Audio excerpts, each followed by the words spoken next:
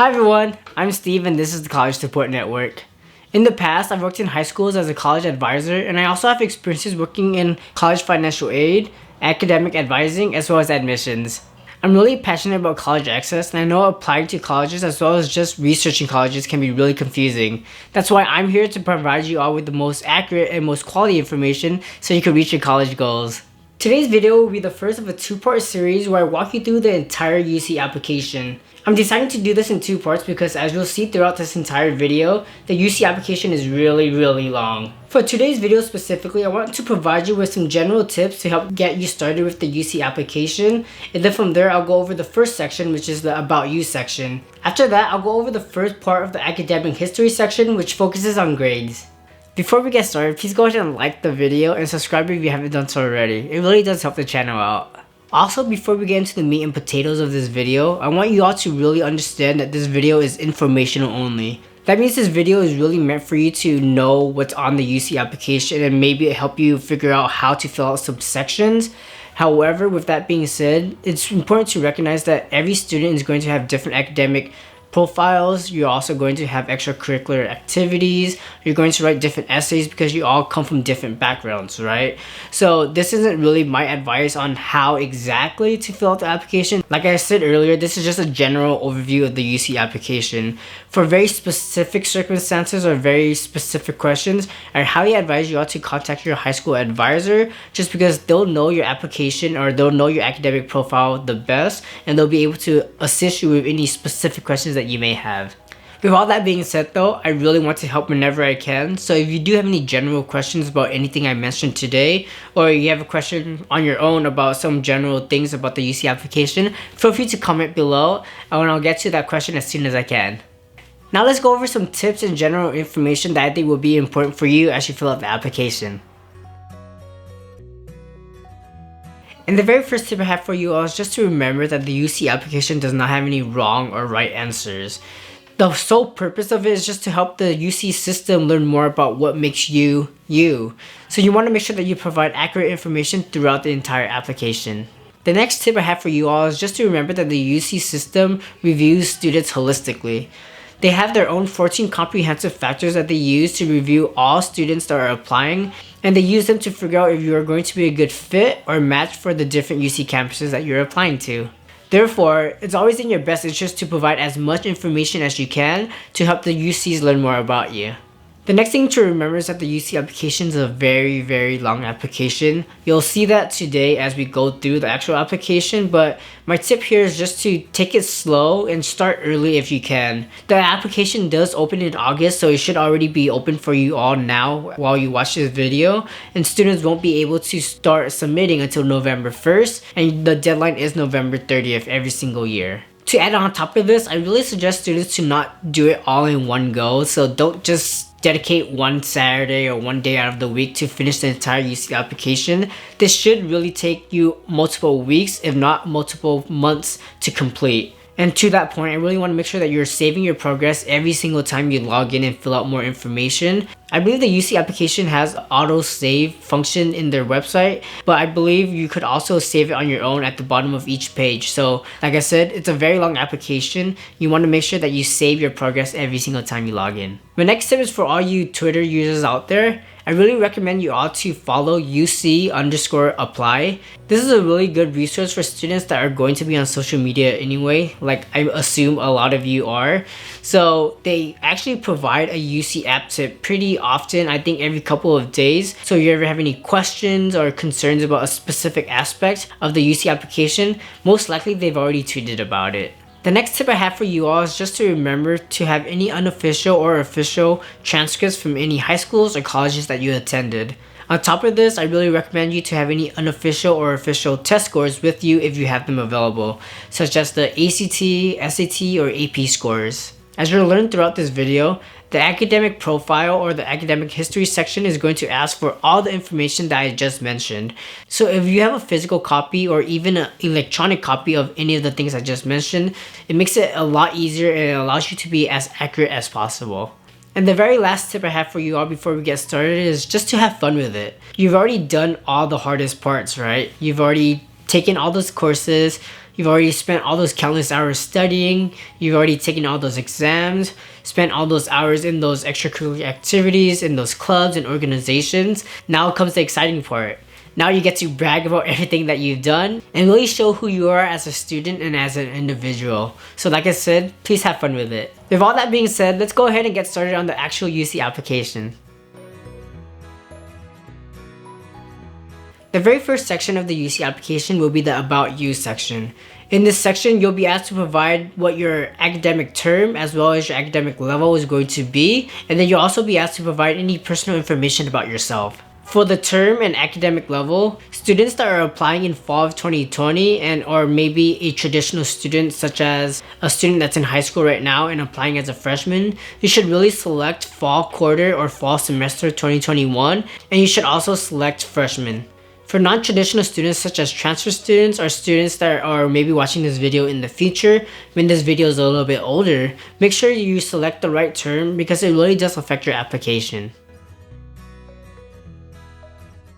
The next subsection focuses on the student's personal and contact information. I know a lot of you have social media websites like Instagram, Facebook, Twitter, and websites like this. It's honestly going to be very similar. You'll be asked about your name, your contact information, your address, and things like that. The most important thing to remember here is just to make sure that your name, date of birth, and address all matches up with exactly how it shows up on your high school transcripts and your birth certificate. You want to make sure it's consistent because all these different things are going to be connected with each other. So if there's any wrong letter anywhere, or if there's a dash where it's not supposed to be, or maybe if you have a middle name but you didn't put it on your UC application but it's on your birth certificate, none of your accounts are going to match up. So you want to make sure that it's all consistent throughout. The next section is the Citizenship and the Residency section. I don't want to go into too much detail here just because every student's situation is going to be really different from the next student. My advice here is just to do your due diligence and contact anyone and everyone that can help you answer these questions. So let your legal guardian or your parents know that you're filling out this application and you'll need this information. And like I said, try to make it as accurate and consistent as possible with your other sources of information. The next important thing to remember here is that you do not have to be a US citizen or a California resident to apply. Anyone is available to apply to the application and get admitted into a campus. So if you're eligible, make sure to take advantage of it. Also, another thing to remember is that the UC application will use the information you provide here and link it to any other forms or applications that you filled out. So if you filled out the FAFSA or the California DREAM Act, make sure that you list any information consistently on both applications because they will be linking together in the future. The next part is the demographics and background information. A lot of the time, students aren't going to have to fill out every single thing here. You'll be asked about things such as your gender, ethnic background, racial background, religious affiliation, veteran status, disability status, and things like that. The important thing to note here is that none of this information is going to be used to determine whether you are admitted or denied from a campus. This is more just for the UC application or UC campuses to see the types of students that are applied to their campuses. Additionally, the UC applications will use this information to see if you're eligible for any programs or scholarships that are available to you. The next subsection in the About You section focuses on your household information as well as your parental information. This section is really for the UC campuses to learn more about your parents, your legal guardians, or those who support you, as well as learn more about your family situation as well as your household situation. Just like the other sections I mentioned, I really advise you all to answer these questions to the best of your ability. One important note I have for you here is for the household section where it asks you for your household size as well as your household income. For income, it's going to include anything between wages, commissions, salary, tips, and things like that. And for household size, it considers anyone that's living in your house and that your parents or legal guardians support more than 50%. So if you have any aunts and uncles or grandparents or anyone else in your household that your parents support, make sure to include them in your household size.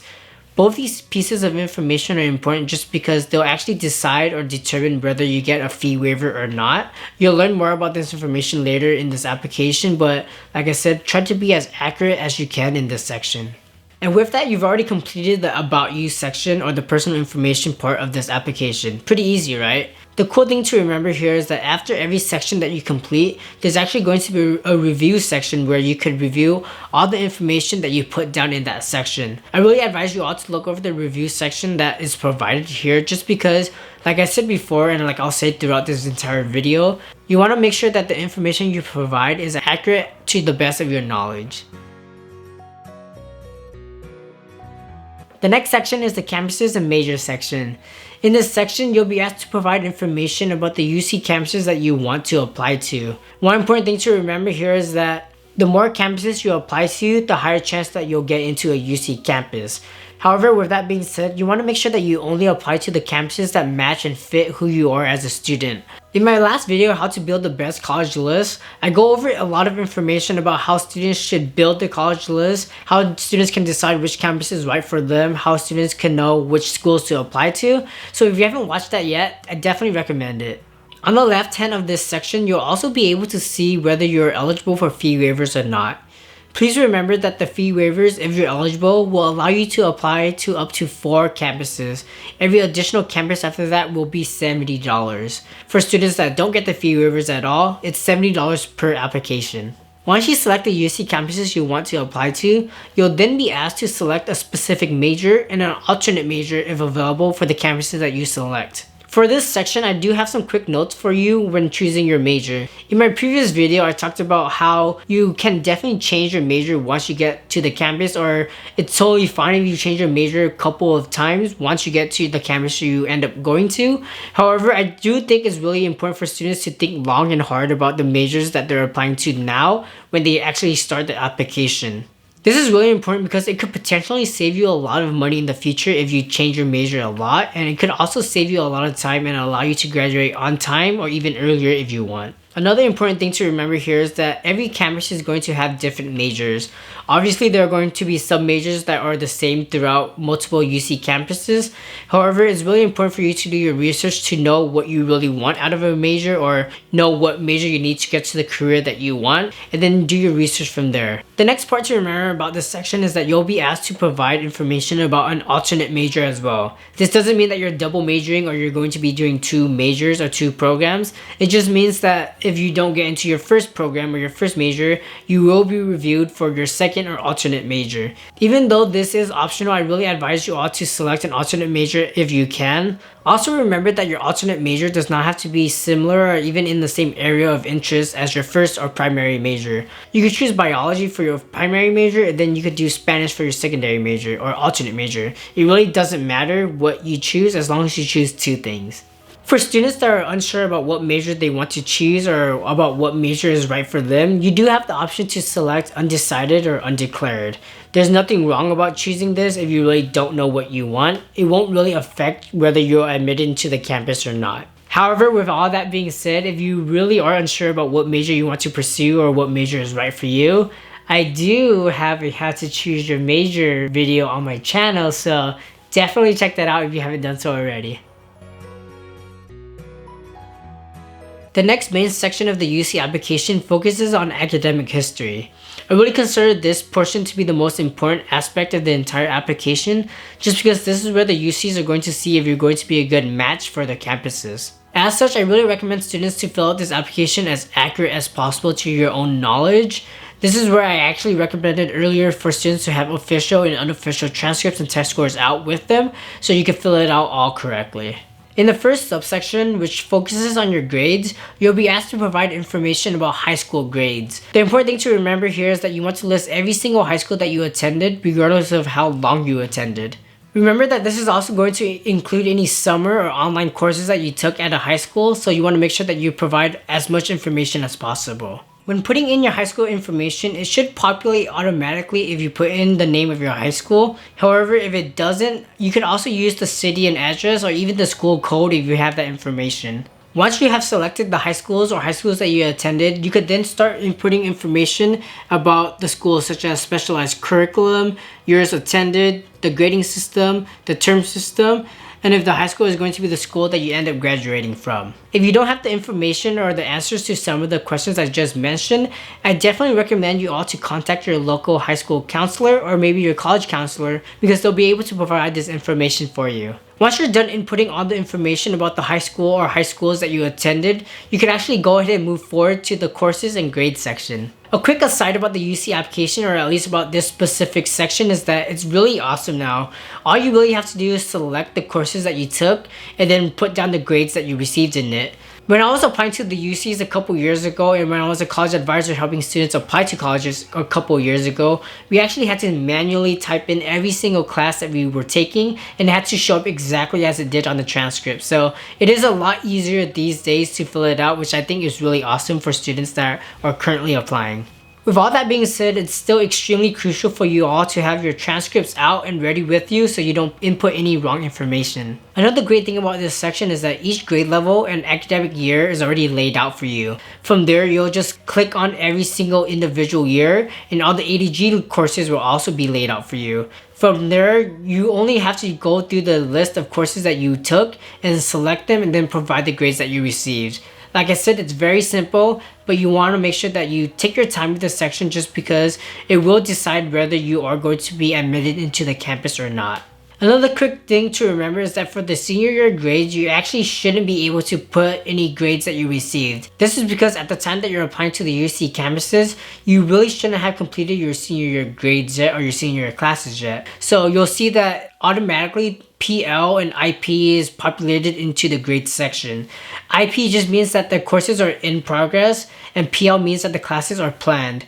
So IP should show up in your fall quarter or your fall semester or your fall trimester, and then plan should show up for any semesters, quarters, or trimesters that you'll be taking that class in the future.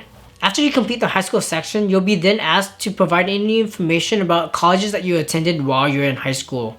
In this section, you'll be asked to list any information about colleges or university level courses that you took while you're in high school. And the important thing to remember here is, regardless if this course was a high school requirement or not, you will have to submit information for it. Like I mentioned before, the college section really is similar to the high school section. When you fill out the information, you'll just put in the name of your college and it should populate automatically. If not, you'll be able to use the school code or put in the city and state and find your college campus from there. And after you input your college campuses, just like before, you'll be able to see a list of courses that are available at that college campus. You'll just select the courses that you took and then input the grades that you received. The next part about this section is the California SSID, as well as the additional comments section. Basically, the California SSID is just a way for colleges and universities as well as high schools to determine who you are and help find your student profile easier.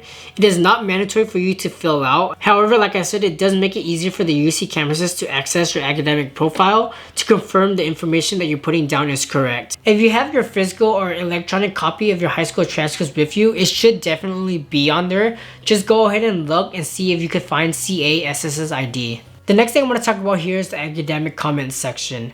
I really advise students not to fill out this section out unless they have something that's really crucial and they want to provide, such as a break in attendance, poor grades in a particular course or a year, specific information about your school environment or policies that affected your grades or your academic record. So if you're going to be talking about something in your PIQs or your personal insight questions, which I'll go over later, you shouldn't be providing that information here. Okay y'all, so that's the end of the first part of the two-part series of our UC application walkthrough videos. In part 2, which I'll be releasing in a couple of days, I'll walk you through how to report your test scores, fill out the activities, awards, and honors section, select scholarships, and lastly I'll discuss how to start your personal insight questions or your PIQs.